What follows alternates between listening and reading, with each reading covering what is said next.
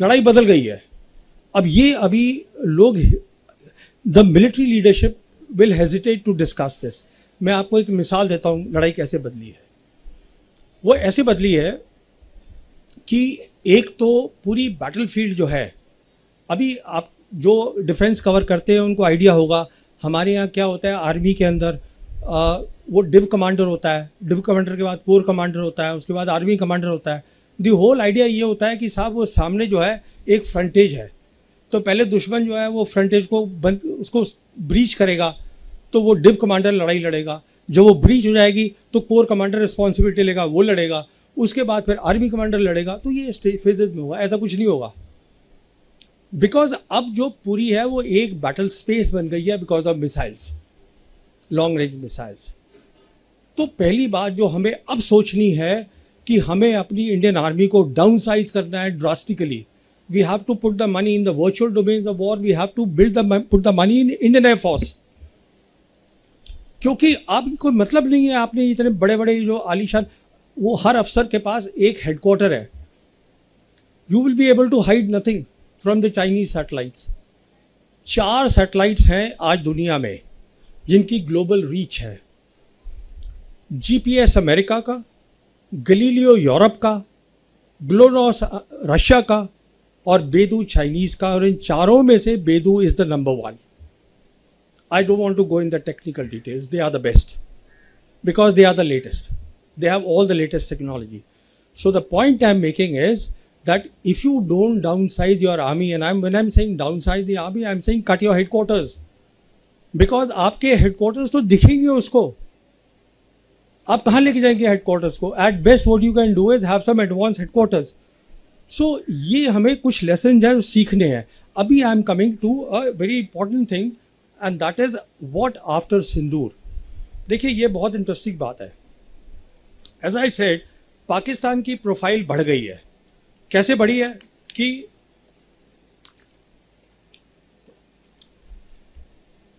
तीनों great powers today are facilitating Pakistan. America को चाहिए पाकिस्तान काउंटर टेररिज्म के लिए। इन लोगों का रिश्ता है 9/11 से बहुत पुराना रिश्ता है, वो टूटा कभी नहीं था। And Asif Munir because he is now become a 5 star, वो अटेंड कर रहे हैं कल उनकी 250th army day parade. Sorry या आसिफ मुनीर फील्ड मार्शल। तो American happy with them.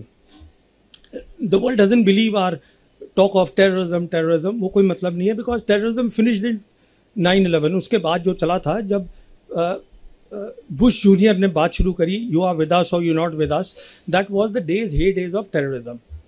Now, because as I said, the global geopolitics is shifting. This is the day really of the conventional wars or hybrid wars. उसमें terrorism भी हो सकती है, but terrorism cannot be by itself. तो ये आपका narrative कोई नहीं सुन रहा है। अच्छा, चाइना जो है सेकेंड ग्रेट पावर उनके साथ खड़ा हुआ है, और जो रशिया है as I said, they are, उनकी विजन जो है वो अलाइंड है। इनफैक्ट अभी रिपोर्ट आई है कि प्रेसिडेंट पुतिन, ब्रिक्स की समिट हो रही है 6-7 जुलाई को ब्राज़ील में। वहाँ पे 2 मुल्क चाइना और रशिया प्रपोज करने वाले हैं पाकिस्तान का नाम एज अ परमानेंट मेंबर। वो दूसरी बात है, होगा नहीं because it works by consensus.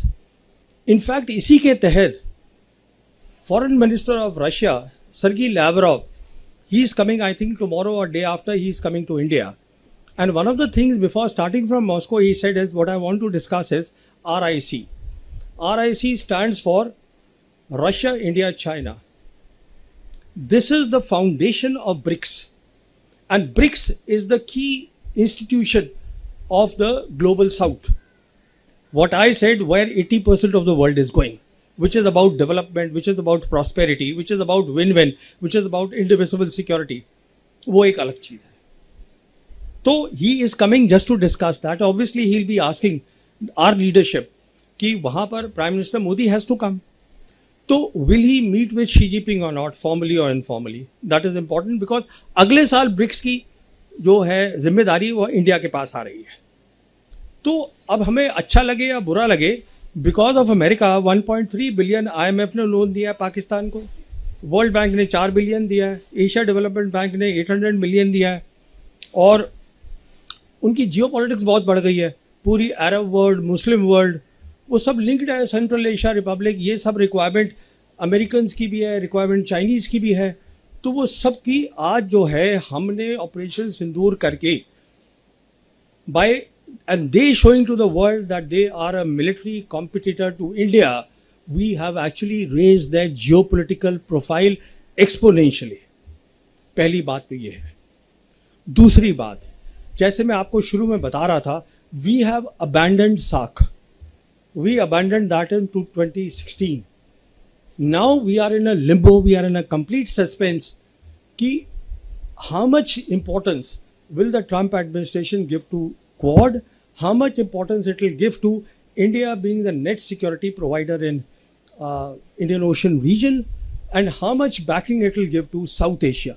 South Asia में उन्होंने हाथ झाड़ लिए हैं। एक सवाल पूछा था president Trump say about Bangladesh, and he said it is between the two countries, they can sort it out, he is not interested. कहने का मतलब ये है, जैसे मैं आपको बता रहा था, दोनों एक्सट्रीम पे तीनों ग्रेट पावर्स इन्वॉल्व हैं। आज खुला मैदान है फॉर चाइना।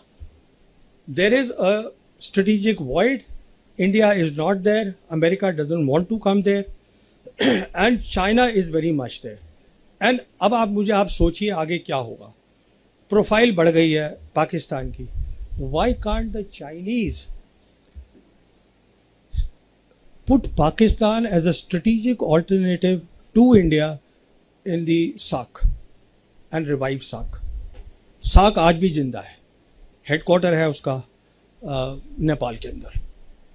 तो इन पॉसिबिलिटीज को आप सोचिए कि हम अपने नेबरहुड में there is a great possibility of getting strategically isolated. Next देखिए, जो सबसे इंपॉर्टेंट बात है जो मैं बताना चाहता हूँ आपको, this is the most important part. जो उनके डिफेंस मिनिस्टर हैं पाकिस्तान के, Khawaja Ali, he made Khawaja Asif, he made a statement 2 या 3 दिन पहले कि we are leaving Shimla agreement, we want to go back to the 1948 UN resolution, and what he said is that we want to call the military line cease fire line. इसका बहुत serious implication है, ये मैं आपको समझाता हूँ कितना serious है ये इम्प्लीकेशन। देखिए, जब लाइन ऑफ कंट्रोल बनी थी शिमला एग्रीमेंट के अंडर, उसमें 2 बातें तय हुई थी। पहली बात ये तय हुई थी कि it will be bilateral, we will not allow any third party to come into this. और दूसरी बात ये तय हुई थी कि no force will be used by either side to change this line. कहने का मतलब ये है, दोनों साइड उसको टैक्टिकली तो चेंज कर सकते थे, जो हम करते रहते हैं, यहाँ हमारा, उसने हमारा ले लिया, हमने उनका ले लिया, बट ये दोनों की तरफ से ये तय हुआ था under the Shimla agreement. Now if they leave the Shimla agreement, and let me tell you, everything that the Chinese do, Pakistanis do, they are constantly taking the advice of China. इसको आप बिल्कुल दिमाग में डाल लीजिएगा कि चाइना और पाकिस्तान को एक देखिए। अब आप, वो हमेशा एक थे ही, पर हमने उसको 5 अगस्त 2019 के पास उनको ओपनली हमने एक बना दिया, वो गलती करके। तो अब देखिए इसका मतलब क्या है। जब वो बोलते हैं हम सीज फायर लाइन पे जाएंगे, इसका इम्प्लीकेशन बहुत सीधा सा है। एक तो we are open now, what they say very clearly कि we are open to the multilateral approach, we are open to the outside powers talking about Kashmir. देखिए, उनका core concern is Kashmir, Pakistan का, वो था, वो आज भी है।